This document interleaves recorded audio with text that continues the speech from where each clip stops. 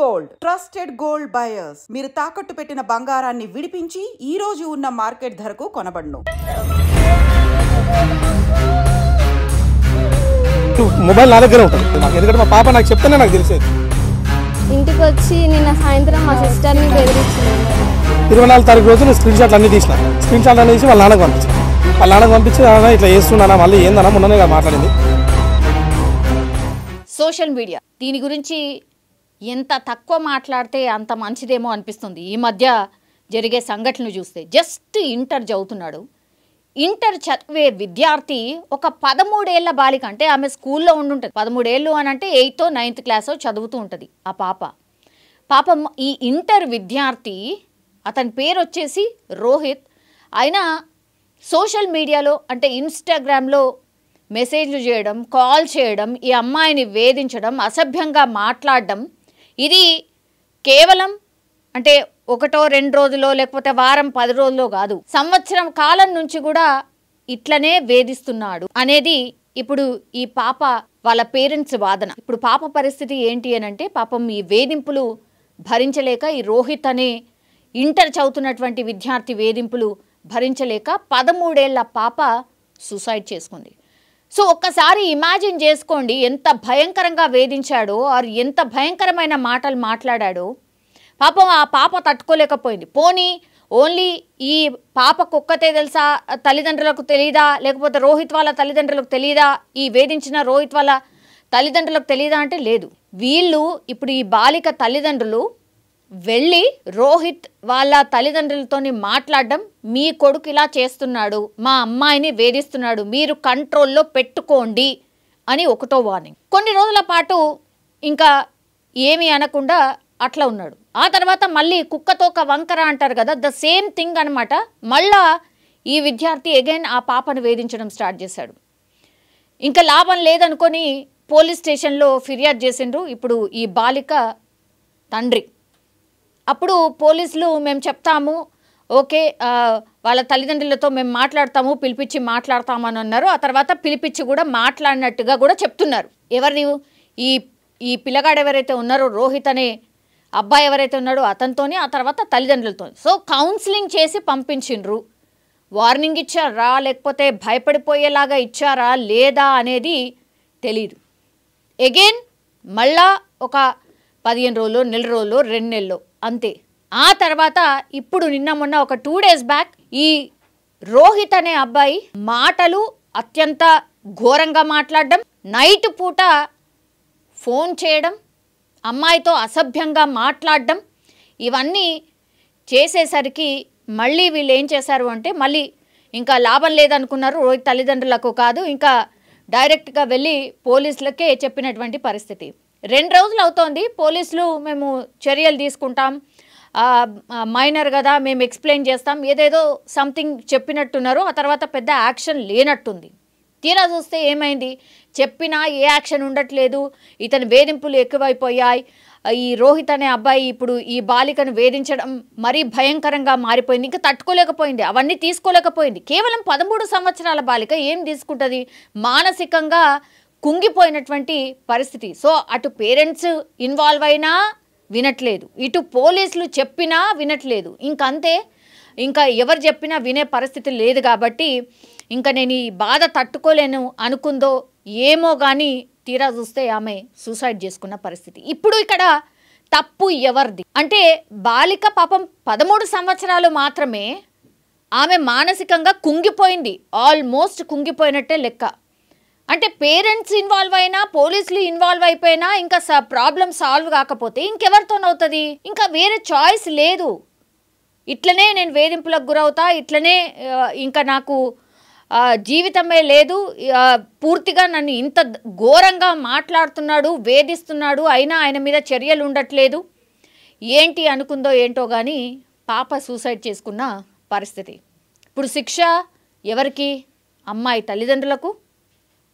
అమ్మాయి తల్లిదండ్రులు మాట్లాడుతూ, పోలీసులకు చెప్పినా కూడా వీళ్ళు చర్యలు తీసుకోలేదు, మా పాప చనిపోవడానికి కారణం ఈ పోలీసులే, పోలీసులు పూర్తిగా అసలు దాన్ని పెద్ద సీరియస్గా తీసుకోలేదు కాబట్టి ఈ దుస్థితి వచ్చింది. ఇప్పుడు మా పాపనే కోల్పోయినాం, ఇప్పుడు మాకెవరు ఆన్సర్ చెప్పేది ఎవరు, మాకు న్యాయం ఎట్లా జరుగుతుంది అనేది డైరెక్ట్ క్వశ్చన్ ఇది. అయినా 16 ఏళ్ళు ఉంటాయి, అంటే ఇంటర్ ఫస్ట్ ఇయర్ చదువుతున్నాడు ఈ అబ్బాయి అని అంటే, రోహిత్ అనే అబ్బాయి కేవలం 16 సంవత్సరాలు, 13 సంవత్సరాలు స్కూల్లో ఉన్నటువంటి బాలికను వేధిస్తున్నాడంటే ఏమనుకోవాలి? అంటే ఆ మానసిక స్థితి ఏంది ఆ పిల్లాడిది? కౌన్సిలింగ్ ఏమన్నా ఇచ్చిండ్రా? పోనీ భయపెట్టేది ఏమన్నా చేసిండ్రా? కనీసం పేరెంట్స్ కూడా, వాళ్ళ పేరెంట్స్ కూడా ఎట్లా కంట్రోల్ చేయలేకపోయినరు? పోనీ పోలీసులు మరి ఎంటర్ అయినరు, పోలీసులు అయినా కంట్రోల్ చెయ్యాలి కదా. 16 ఏళ్ళ కుర్రాడు మీకు అంటే మీరు చెప్పినా వినట్లేదా? ఎక్కడ లోపం ఎక్కడున్నట్టు మరి? ఈ కేసులో అసలు ఏం జరిగింది? మరి ప్రాణం పోయేదాకా చూసిండ్రు, మరి ఏం జరిగింది ఇక్కడ? నిజాలు ఖచ్చితంగా తెలియాల్సిందే. మరి అసలు ఎందుకని ఈ కేసుని అంత లైట్ తీసుకున్నారు? అంటే ఏం కాదులే, పెద్దగా ఏం రెస్పాండ్ కావాల్సిన అవసరం లేదు, పెద్ద తలకాయ నొప్పి ఉన్న కేసు ఏం కాదు, వాళ్ళు ఏం చేసుకోరులే, ఇక బాగానే ఉంటుంది, కేవలం స్కూల్ పిల్లనే కదా, ఇంటర్ చదువుతున్న విద్యార్థే కదా అని లైట్ తీసుకున్నారు. తీరా చూస్తే ఏమైంది? ఇప్పుడు బాలికనే చనిపోయినటువంటి పరిస్థితి. ఇక్కడ తప్పు ఎవరిది? షాప్ తెరిచిన తర్వాత పొద్దున 9 నుంచి 9:30 మధ్యలో ఈ పార్క్లోకి వచ్చి పార్క్లో మొత్తం కుక్కని తీసుకొని తిరుగుతుంది. కుక్కని తీసుకొని తిరిగేటప్పుడు ఒకసారి అట్లనే బెదిరించినట్టు ఆ పాపని. బెదిరిస్తే వచ్చి నాకు చెప్పింది. నాకు చెప్తే నేను మా అన్నని తొలుకొని పోయి వాళ్ళ ఇంటికి పోయి వాళ్ళ అమ్మ నాన్నతో అందరం కూర్చోబెట్టి చెప్పినాం, మీకు ఒక చెల్లెలు లాంటిది ఇట్లాంటివి చేయొద్దు, ఇది కరెక్ట్ కాదు అది అని చెప్పి వాళ్ళ ఫ్యామిలీ మొత్తం పిలిచి వాళ్ళ ఫ్యామిలీ ముంగల కూర్చోబెట్టి చెప్పిన అందరికీ చెప్పిన తర్వాత వాళ్ళు ఏమన్నారు, ఇంకోసారి మీ దగ్గర రానియము, మీకు అట్లాంటిది ఏమి ఉండదు అది అని చెప్పారు. సరే అని చెప్పేసి నేను కూడా నమ్మకంతో సైలెంట్గా వచ్చేసిన. అప్పటి నుంచి మళ్ళీ ఇంతవరకు ఎటువంటి ప్రాబ్లం లేదు, ఎటువంటి ఇబ్బంది కూడా లేదు మాకు. ఎందుకంటే మా పాప నాకు చెప్తేనే నాకు తెలిసేది, మా పాప చెప్పింది నాకైతే తెలియదు. అయితే మళ్ళీ వచ్చేసి మొన్న 24వ తారీఖు రోజు వాట్సాప్ కాల్ చేస్తూ ఉన్నారు, అదే మన ఇన్స్టాగ్రామ్ కాల్ చేస్తూ ఉన్నారు. అయితే యాక్చువల్ మొబైల్ నా దగ్గరే ఉంటుంది, వాళ్ళ దగ్గర ఎటువంటి మొబైల్స్ ఉండవు, ఏముండదు. అయితే నా ఫోన్లోనే మా పాప క్రియేట్ చేసింది వాళ్ళ ఫ్రెండ్స్ గురించి. వాళ్ళు 2-3 ఉంటారు వాళ్ళు ఆ పాపలు, వాళ్ళ గురించి చేసింది. వాడు ఎట్లకెళ్ళి ఐడి తీసుకుండో ఏందో తెలియదు. ఐడి నుంచి ఇంతకుముందు వేరే ఐడి నుంచి చేసిండు, సరేలే మాకేం తెలియదు. లాస్ట్కి వస్తే ఏంటంటే వాన్ ఐడి మాకు 1 ఫోటో కనిపించింది. 24వ తారీఖు రోజు నేను స్క్రీన్ షాట్లు అన్నీ తీసి వాళ్ళ నాన్నకు పంపించి అన్న ఇట్లా చేస్తున్నానా, మళ్ళీ ఏందన్నా మొన్ననే కదా మాట్లాడింది, అయిపోయింది కదా, మళ్ళీ మా దగ్గరికి ఎందుకు వస్తున్నాడు, ఇంకోసారి వస్తే కూడా మంచిగా ఉండదు అంటే, నేను లేను విజయ్, ఊర్లో ఉన్నా, నేను వచ్చిన తర్వాత మాట్లాడతా అని చెప్పాను. సరే నేను కూడా సరే ఊర్లో ఉన్నాడు కదా, ఎందుకు ఇబ్బంది పెట్టడం ఎందుకు అన్నట్టు 24వ తారీఖు రోజు నేను సైలెంట్గా ఉన్నా. ఇంకా వాళ్ళ నాన్నకి చెప్పేసి అప్పటి నుంచి మేము ఏం పట్టించుకోలేం. ఇంకా 24వ తారీఖు నుంచి తర్వాత మొన్న 4వ తారీఖు రోజు సాయంత్రం 3:30 మధ్యలో మళ్ళీ మెసేజ్ వచ్చింది నాకు. నేను మెసేజ్ చూసి మళ్ళీ ఫోన్ చేసాను నాన్నకి, స్క్రీన్ షాట్ పంపించి, ఏందన్నా నీకేమో తెలియదు అంటున్నావు, మరి ఇదేం మళ్ళీ ఎందుకు వచ్చిందంటే, మా కొడుకే చేస్తున్నాను, నీకు నమ్మకం ఏముంది? ఇన్స్టాగ్రామ్ ఐడి వాళ్ళ కొడుకుది, వాళ్ళ కొడుకుది ఐడి ఉన్నప్పుడు వేరే వాళ్ళు ఎట్లా చేస్తారు? ఐడి నుంచి వేరే వాళ్ళది చేయడానికి రాదు కదా. సరే నా కొడుకు దగ్గర లేదు మొబైల్, వేరే వాళ్ళ దగ్గర ఉందనొచ్చు, వాళ్ళ కొడుకు దగ్గరే మళ్ళీ నా కాన్ఫిడెన్స్ పెట్టి వాళ్ళ కొడుకు కూడా ఫోన్ చేశాను, నువ్వు ఏడున్నారా అంటే నేను ఇంటికాడ ఉన్నా అంటే, మరి ఇట్లా చేస్తున్నావు అంటే ఏంద్రా అంటే, నేను ఎవరికి ఏం చేయలేదంటే వాళ్ళ నాన్న స్క్రీన్ షాట్ పంపించిన. మళ్ళీ నువ్వు ఎప్పుడు వస్తున్నావు అని అంటే, లేదు విజయ్ మీరు కావాలని చేస్తున్నట్టు, ఇది నాకైతే తెలియదు, మా కొడుకు ఐడి కాదు, అది ఐడి కాదు, మాది ఏంది కాదు అనగానే నేనేం చేసిన, నీతో మాట్లాడి కూడా వేస్ట్ అని చెప్పేసి 5:30 PS పోయినా. 5:30 PS పోయి అంటే 4:30 పోయినా. నేను 4:30 పోయి 5:30 PSలో కంప్లీట్ పెట్టిన. కంప్లీట్ కూడా వాళ్ళే రాసిరు, కంప్లీట్ కూడా హోంగార్డ్ ఎవరు ఉండే ఆయన రాసిన తర్వాత ఆయన ఎవరు ఇంకో కానిస్టేబుల్ ఆయన ఫస్ట్ పోయి చూసినప్పుడు పడుకున్నాడు. 4:30కు పడుకున్నాడు. 4:30కు పడుకున్నాడు. సరే ఇంకో కానిస్టేబుల్ పోయాను, మెల్లగా వచ్చి ఏం చెప్తున్నా అంటే, సార్ పడుకున్నా అంటే, నేనేమన్నా పడుకోవడం ఏంది సార్, ఇగో పాపది ఇది, 2 పాపలు తీసుకొని స్టేషన్ కాడికి వచ్చినప్పుడు మీరు పట్టించుకోకుండా ఉంటే, సరే ఆయన పడుకుని కదా, మీరైనా కానిస్టేబుల్ ఉన్నారు కదా, వాళ్ళ డాడీకి ఫోన్ చేయండి, వాళ్ళ డాడీని నిలవని చెప్పినాం. ఆ ఫోన్ కూడా చేయలేదు వాళ్ళ డాడీకి కూడా ఫోన్ చేయకుండా ఆయన ఎస్ఐ వచ్చిండు, ఆయన పేరు ఏదో ఉంది, ఆయన పేరు నారాజ్ గౌడ్ వచ్చిండు. బయటకు వచ్చి ఏమన్నాడు, పేపర్ తీసుకొని ఏమైనా ఉంటే లీగల్గా చూసుకోపో, అవసరం లేదు, లీగల్గా ఏం చూసుకుంటారు సార్, ఏమైనా అయితేనే కదా లీగల్గా చూసుకునేది అంటే, పెట్రోలియం ఇచ్చి పంపించండి అంటే, పెట్రోలియం ఎందుకు ఇచ్చి పంపిస్తారు? ఇప్పుడు మాకు వాళ్ళకి ఏమైనా నొల్లి కొట్టుకున్నామంటే నువ్వు పెట్రోలియం పంపించాలి, ఆడపిల్ల విషయంలో నువ్వు పెట్రోలియం ఎట్లా పంపిస్తావు? వాళ్ళ నెంబర్ ఉంది, వాళ్ళ డాడీ నెంబర్ ఉంది, వాళ్ళ డాడీకి ఫోన్ చేయండి, వాళ్ళని పిలిపియండి అని చెప్పని పేపర్ గుంజుకుని నేను ఎవరినేం పిలువను, నేను ఎట్లా ఏది ఉంటే అది చేసుకోపో అన్నాడు. ఇంకో కానిస్టేబుల్ వచ్చి నిన్నమనే మీకు సరేలే అని చెప్పేసి నేను ఏసీపీ ఆఫీస్ కాడికి పోయి నేను కంప్లైంట్ పెడతాను, నాకు ఆ పేపర్ ఇవ్వండి అని చెప్పిన. కనీసం ఫోటో తీసుకుంటా అంటే ఫోటో కూడా ఇవ్వలే. నాకు డౌట్ ఏంటంటే, మామూలుగా చిన్న మొబైల్ పోయినా ఏదైనా పోయినా కానీ మనం కంప్లైంట్ ఇస్తాం, కంప్లైంట్ ఇచ్చినప్పుడు దాన్ని స్కాన్ చేసుకొని రిసిప్ట్ రిసిప్ట్ ఇవ్వాలి. ఆ రిసిప్ట్ ఇవ్వలేదు. ఇప్పుడు కూడా ఏసీపీ ఆఫీస్ కాడ పోయి ధర్నా చేద్దామని చెప్పేసి పేపర్ అడిగితే ఆ పేపర్ కూడా ఇస్తలేరు ఇంతవరకు. మొన్న 4వ తారీఖు రోజు కంప్లైంట్ పెట్టింది. కోరుకోవడం లేదు. ఖచ్చితంగా ఇప్పుడు నా బిడ్డ చావడానికి కారణము ఈ పోలీసు వాళ్ళే, ఐతనార్ పోలీసు వాళ్ళే. వాళ్ళు పట్టించుకొని వాళ్ళ డాడీకి అదే రోజు ఫోన్ చేస్తుంటే వాళ్ళ డాడీ వద్దునేమో వచ్చి వాళ్ళ కొడుకు దాని ఏదో చెప్తుండే ఏదో రీతిలో. అయితే వాళ్ళు పట్టించుకోలేదు కదా. నిన్న సాయంత్రం మేము సాగుపోయినాం కదా, వాడు నేను సాయంత్రం వచ్చి మా పాపకు ఏం భయపెట్టించినో తెలియదు. మొన్న నేను 4వ తారీఖు రోజు కేసు పెట్టిన. 4వ తారీఖు కేసు పెట్టి నేను ఊరికి వెళ్ళిన చావుందని. చావాలనుకుంటే నా పాప మేము ఎవరం లేము ఇంట్లో. వాళ్ళు ముగ్గురే ఉన్నారు, నా 2 పాపలు మా బాబు ఉండే. చేసుకోవాలంటే ఆ రోజు చేసుకుంటుండే కదా. వాడు సాయంత్రం వచ్చి బెదిరించిండు. అందువల్ల మా పాప నైటు హ్యాంగ్ చేసుకుంది. దీనికి అసలు మనం సొసైటీలో ఉన్నామా లేకపోతే నేను అడవిలో ఉన్నామా?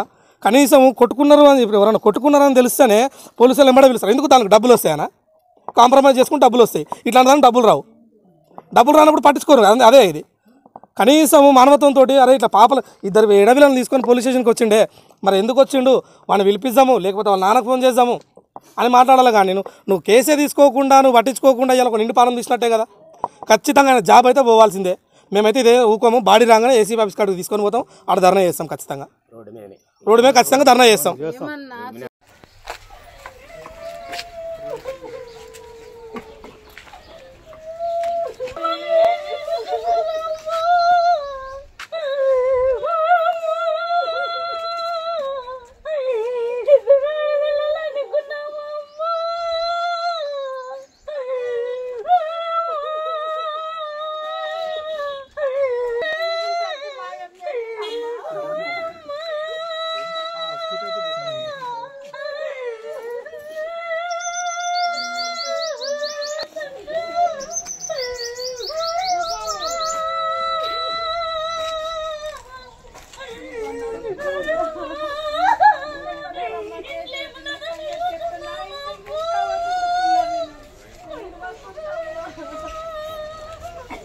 మేము సాయంత్రం 4 గంటలకు పోలీస్ స్టేషన్ దగ్గరికి వెళ్తే కేసు రాసినాక హాఫ్ అన్ అవర్ కూర్చోమన్నారు.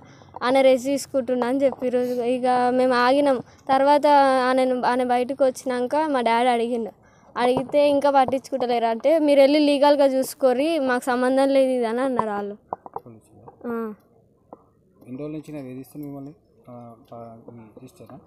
మా సిస్టర్